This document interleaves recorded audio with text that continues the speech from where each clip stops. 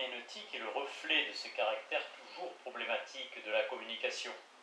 Car même si la grammaire, c'est-à-dire la participation à la structure universelle, peut être maîtrisée, subsiste toujours ce qui fait l'individualité et qui se résume dans ce que Schleiermacher avait appelé le style, qui se caractérise par sa différence. Dans le style, l'individu communique plus que ce que les symboles colportent. Il se communique. Toute communication est communication de soi ou attestation de soi, autre façon encore de dire l'unité de l'individu et de la communauté. Le singulier est ainsi sauvé dans son originalité au cœur même de l'universel. C'est bien là qu'herméneutique et dialectique se rencontrent et sont tant des compléments que des garde-fous. La communication, et c'est là le point central dans la perspective éthique, implique par essence la reconnaissance de la singularité de l'individu ou de la personne dont le caractère est d'être toujours en cours d'individuation, d'attestation. Jean-Marc Ferry résume admirablement la position de Schleiermacher et sa valeur dans le cadre de la problématique de l'identité morale. Chacun veut se communiquer comme personne unique qui a sa façon propre d'exprimer son identité ou d'affirmer sa liberté, c'est-à-dire son universel singulier. L'éthique du conflit. Partant de là, il faut tracer les linéaments d'une éthique du conflit qui est la conséquence de ce mouvement même. C'est elle que nous désirons privilégier dans notre lecture de la dialectique éclairée par l'herméneutique. Il n'y a, selon Schleiermacher, pas de savoir sans dialectique, mais la finitude affectant la dialectique signifie également qu'il n'y a pas de savoir sans contradiction. La contradiction se manifeste dans le conflit, dans la différence des représentations relatives à un objet. Le conflit est alors le reflet de l'affirmation du droit de l'individu au regard de l'universel. Il n'y a pas d'unité sans diversité, et vice-versa, bien que l'une soit la perpétuelle remise en cause de l'autre. L'herméneutique de Schleiermacher montre que la participation de l'individu à la langue l'empêche de se résoudre entièrement dans le consensus de la communauté de communication qu'il contribue à établir par la dialectique. Il y a certes des strates où l'accord s'établit, et lorsque tel est le cas, la communauté forme une individualité. Nous reconnaissons dans la pensée un autre élément grâce auquel le domaine du savoir est limité, à savoir grâce auquel dans la pensée chacun est autre que l'autre. C'est là l'individuel, dans la mesure où il y a quelque chose de cela partout. Aucun acte ne s'achève et ne pourra correspondre à l'idée du savoir qu'après exclusion de cet élément. Et cela ne peut être résolu qu'indirectement lorsque la totalité de l'individuel est reconnue comme telle, avec ses fondements. Et nous avons là une parfaite infinité de la tâche. Mais l'individualité communauté absolue reste une visée. La visée est nécessaire de tous les niveaux de la constitution individuelle. Le même mouvement paradigmatiquement inscrit dans le langage constitue la communauté communicationnelle et ne saurait exister sans la participation des individus qui la remettent en cause. Dès lors, la chose qui importe dans le système de Schleiermacher n'est pas tant l'établissement du savoir, puisque si c'est là l'horizon certes incontournable de tout sens et de toute éthique, son effectuation est perpétuellement remise, que l'effort qui y tend. L'entière extériorité réciproque des sphères individuelles ne se rencontre pas, parce qu'immédiatement avec le besoin se développe aussi un moyen d'entente. Et c'est à cela que tient l'autorisation de maintenir l'idée du savoir, quand bien même aucun acte de pensée singulier ne lui correspond complètement. Schleiermacher continue. C'est aussi pourquoi au début la pensée philosophique tout particulièrement ne voyait pas au-delà de la langue, mais elle s'est ensuite de plus en plus imposée la tâche d'en détruire la limitation. Nous présupposons donc toujours ce qui est universellement valable au sein même du différent, et notre but étant que possible de l'exposer de manière pure. L'herméneutique, qui montre de manière privilégiée que la liberté des individus ne se laisse pas réduire idéalement dans le processus du savoir, qu'elle survit toujours dans une collaboration à la langue qui non seulement tient compte de leur singularité, mais est encore constitutive de leur intégrité, est alors fondamentale dans ses caractéristiques éthiques et dialectiques. Le conflit ne se confine cependant pas dans l'affirmation de soi, il n'a de sens que comme respect de l'étranger. Ce respect est toujours mis en œuvre par l'herméneutique qui doit comprendre le discours étranger et justifier donc qu'on s'y attache. Le respect de l'étranger consiste, rappelons-le, à faire l'effort de le comprendre dans son altérité, à délimiter le terrain de l'entente sans réduire la singularité. car il existe un effort de comprendre qui abaisse l'autre en le réduisant à un moyen, c'est-à-dire qu'il est une herméneutique immorale. L'herméneutique bafoue la morale lorsque l'autre n'est pour moi qu'un simple moyen, lorsque je transforme ses pensées en moyens mis au service des miennes, ma pensée prédominant au point d'effacer celle de celui qui je m'apprête à comprendre. Car en effet, dès que prédomine dans notre volonté de comprendre l'orientation vers nos propres pensées, alors l'une ou l'autre des unilatéralités se produit et la compréhension vraie et complète devient impossible. Dans la mesure où l'on veut donc comprendre parfaitement, il faut se détacher du rapport entre ce qui est à interpréter et nos propres pensées, parce que ce rapport n'a précisément en rien l'intention de comprendre, mais uniquement d'utiliser comme moyen ce qui, dans la pensée de l'autre, est en relation avec nos pensées propres. Toute chose doit être comprise et interprétée à partir de ses pensées. Si cela n'en vaut pas la peine, alors la solution de la tâche herméneutique n'a, elle non plus, aucune valeur. L'étrangeté comprise l'est dans son étrangeté, la réduction à soi relevant de cette attitude ancienne selon laquelle tous les étrangers sont des ennemis, puisqu'ils remettent en cause ma propre identité exclusive. On se souvient que l'orientation dialectique vers le savoir dans le langage vise à dépasser le degré du développement où les hommes se traitent de manière hostile. C'est ici que nous touchons au cœur de l'éthique du conflit de Schleiermacher. Ce cœur est critique et a un statut similaire à celui du scepticisme dès qu'il veut avoir une valeur heuristique. On sait en effet que le scepticisme conséquent débouche sur le silence, et il est par suite plausible que nous ignorons le nom des grands sceptiques. En revanche, le scepticisme comme moment du doute et de la critique, se supprime lui-même lorsqu'il s'inscrit dans le processus de connaissance. C'est bien dans ce sens que Kant, dans la critique de la raison pure, distingue la méthode sceptique, qui tend à la certitude, et le scepticisme, principe d'une ignorance artificielle et scientifique, qui mine les fondements de toute connaissance. Et pourtant, le scepticisme dans le travail intellectuel qui laisse ouvert le champ de l'incertitude et invite à garder une distance critique, à confronter toutes les raisons possibles dans la science et dans la pratique, et est constitutif de nos activités de connaissance. De manière analogue, en matière éthique pour Schleiermacher, le bien, ce qui est visé par l'homme ou l'humanité, est d'après Schleiermacher dans la synthèse réussie de la raison et de la nature. Nous y reviendrons. Or, cette synthèse n'est visée éthique que dans la mesure où elle est habitée par un frein à son accomplissement. L'unité visée, unité de l'universalité et de l'individualité, est celle qui est constitutive de la communauté, de la vie en communauté, dont le langage est comme effectuation par la communication, la clé de voûte. Il en résulte toutefois que le bien ne peut se trouver que là où l'individu résiste contre une raison qui affirme sa panarchie. Là précisément où il entrave une synthèse réductrice. En cela, la philosophie de Schleiermacher renonce à une raison spéculative trop assurée d'elle-même, sans jamais pour autant sombrer dans une simple dénégation de la raison. Elle pose en général, et en des termes nouveaux, le problème d'un concept de la raison qui ne soit pas spéculatif. Ce qui est en jeu, c'est de penser la réalité dans son enchaînement rationnel, sans la réduire à l'universalité de la seule raison pensante. En d'autres termes, Schleiermacher cherche à penser la structure de la réalité de sorte à ce que les individualités autonomes puissent exister en tant qu'éléments de la totalité, autrement que comme simple moment de l'universel. Ce vers quoi Schleiermacher tend est une raison rendue à la fragilité humaine, dont le langage dévoile la teneur, au nécessaire détour par l'autre auquel j'accède et me présente dans le langage. C'est pourquoi la contradiction s'efface devant le conflit. La dialectique de la contradiction dans le milieu du concept est remplacée chez Schleiermacher par une dialectique communicationnelle, où dans le conflit, et non pas la contradiction, infinie, l'oscillation entre l'individuel et l'universel prend la figure de la totalité. Cette tension éthique, qui lie liberté et rationalité, individualité et communauté, habite au plus profond la volonté dialectique de savoir et se manifeste entièrement dans le moment herméneutique. C'est donc à l'individu qu'il nous faut venir à son existence concrète.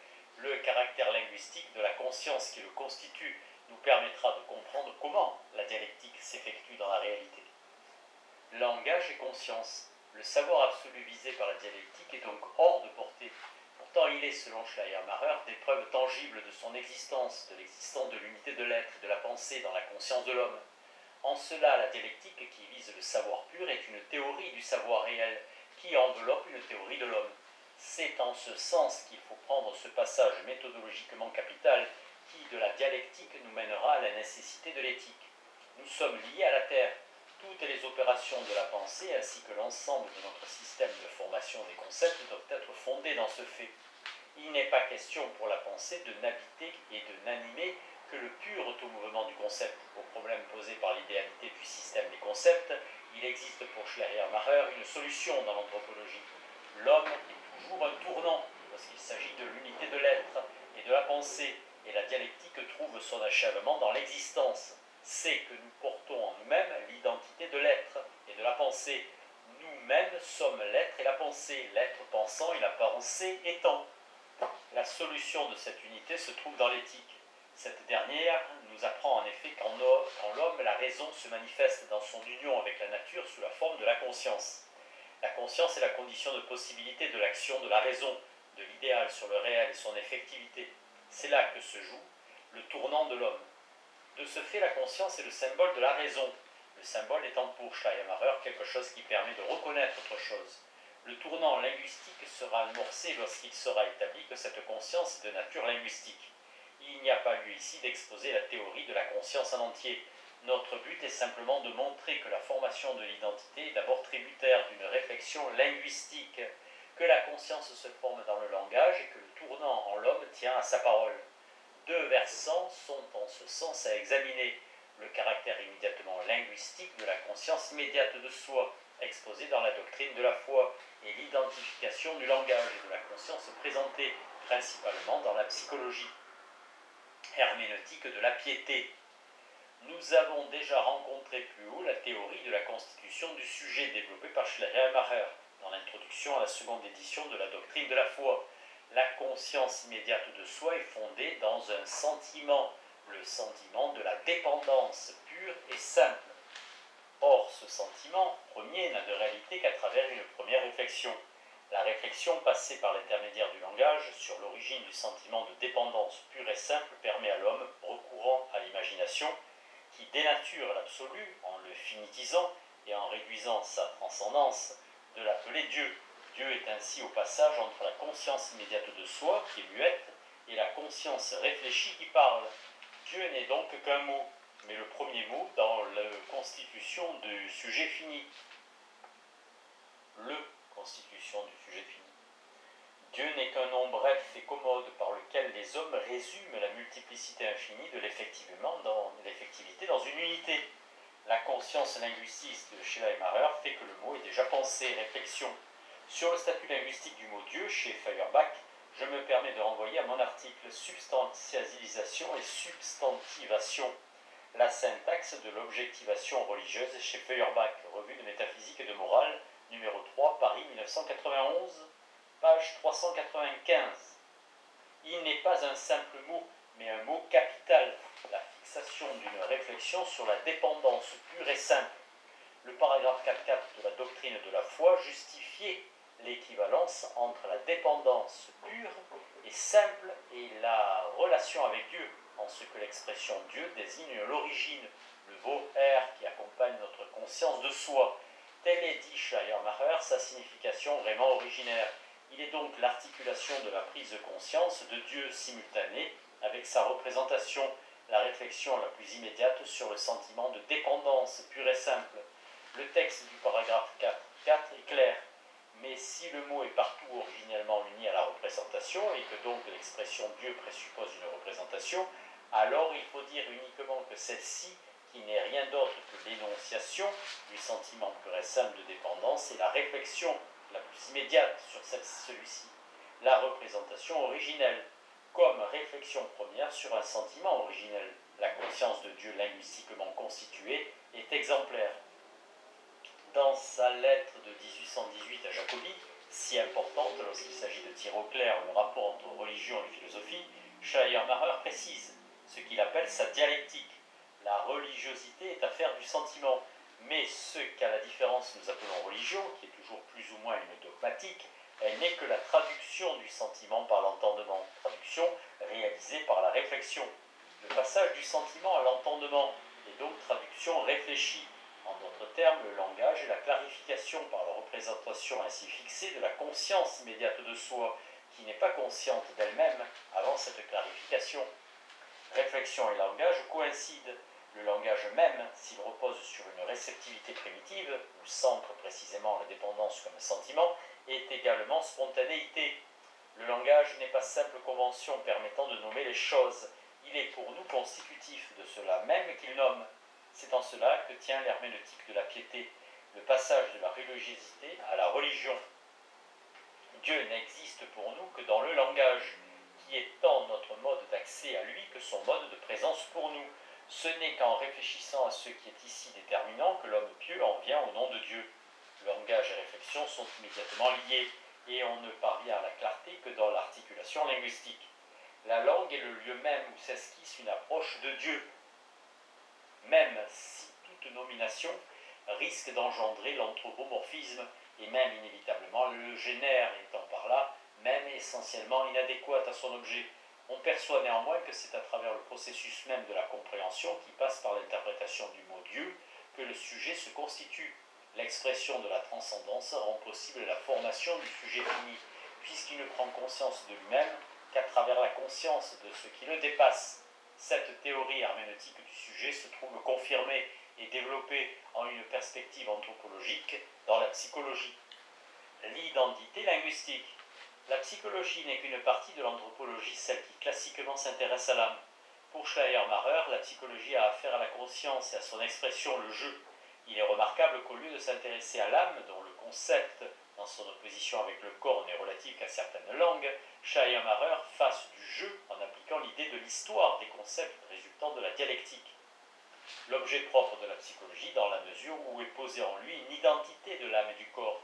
Pour sortir de ce labyrinthe des théories de l'âme, il n'y a qu'un salut, à savoir qu'on s'oriente toujours sur le jeu et qu'on n'accepte aucune formule qui ne s'y rattache. Or, le jeu comme pronom personnel de la première personne n'est pas une substance, mais ne se comprend qu'à partir de la langue comme l'acte même par lequel celui qui parle se désigne. De ce fait, le jeu est une activité linguistique, un agir, et c'est elle que Schleiermacher désigne par conscience. Rares sont les interprètes de Schleiermacher qui ont porté l'attention qu'elle mérite à la structure proprement linguistique de la conscience, où le « je pense » kantien est expressément remplacé par « dire je ». Kant, dans l'anthropologie d'un point de vue pragmatique, avait bien noté le lien entre le langage et le pouvoir de dire « je ».